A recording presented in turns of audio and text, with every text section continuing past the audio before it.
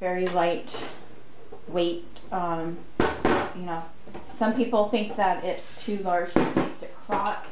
I would take it if there's enough table space, you know, especially if you're going for a weekend, maybe not for just one evening, but it is certainly light enough. I'm going to measure the entire thing with my little handy dandy tape measure here. So just so that you can get an idea of the overall dimensions, it's approximately 16 inches by 15. And then this arm up here, it stands about 3.5 inches tall. So there you go. It comes with this little tray right here. You can toss whatever you want in it. Pretty handy. Little scraps of paper, pens, whatever you need. The only thing with this is that there's nothing that clicks it shut, so maybe that could be something in the future they could work on. So I plan on just getting a little piece of masking tape or something like that just to keep it shut so that when you pick it up it doesn't fly open.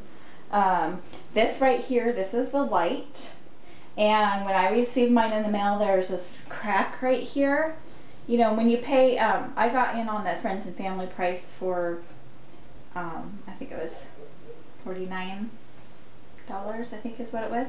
When you pay that kind of price for something, well, I don't care what kind of price, you don't want it to arrive with a crack in it. And so I emailed them and they immediately got back with me and they sent me a whole new cover. It's just the cover. I haven't replaced it yet. I don't really see the need to right now, but in the future if it cracks more, I will. And so there's that. Okay, there's a switch right here on this side for the light. It's just a button and it turns on like that.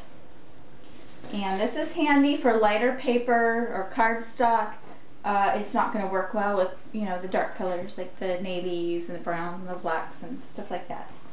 But it is handy for the lighter pieces, which for me, I find I need it the most with, I like to do a lot of computer journaling and stuff like that, and that's almost always on lighter paper, usually white, and that's usually when I really like to eyeball it, and the light really comes in handy for that. This is a light gray piece of cardstock. This is my, I accidentally bought a whole pack of light gray instead of white, so this is my, what I use just for grins and giggles. And so here is the measurements right here. Now when it came, and this is the reason a lot of people didn't purchase it, and for me it was not a factor at all, is it only came in gosh, what did it come in? 1 inch lengths. I think every ½ inches or so is what it came in. I forgot. I forgot already because I'm one that usually eyeballs it anyway. It wasn't a big deal, but they came out with an overlay after the complaints, and that has all the measurements. That was super easy to put on. They just sent it to me in a little envelope, and they have a YouTube tutorial for it, and I didn't need it. It was obvious. I just started from the left. I lined up everything with the marks already on there. I cut it off right here, and I went ahead and extended the little piece right here, which I'm not sure about that, but I did that anyway. And so it was just very, very easy, and that's all done. Okay, so now here I'm going to show you the workings of it. Okay, this is an 8.5 by 11 piece of paper. I'm going to cut it, let's say 10 inch. One thing that you have to remember, I don't know if they're all like that, this has a little bit of a swing to it. You don't want a swing to it. You want it to be butt up against this edge. So I'm going to cut it to the 10 inch length right there. I'm going to make sure that this is butt up. And at first, like the first few cuts, it's kind of hard to remember that, but after a while, just like with any trimmer that you own, you just get into a rhythm, and then it's hard to go with another trimmer. But you just take it, slice it, there you go, super straight.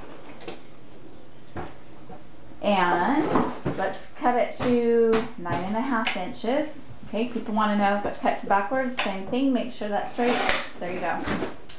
9.5. Let's do a sliver. Sliver, okay, my dogs. Alright, that didn't go so good. I didn't get it. Let's just cut that off. Okay.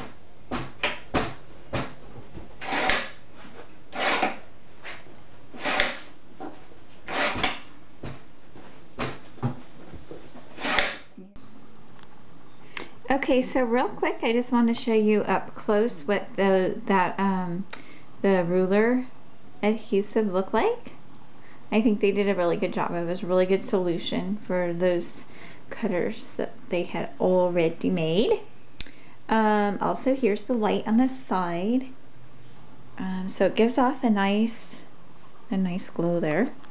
And you already saw me cutting the paper. Really straight cuts, you can get them really thin. You know, if you get a super sliver, it's not going to work that well, but all in all, it's a good machine. Okay, I'll just kind of go out just showing a few more slices. I lost it there for a second.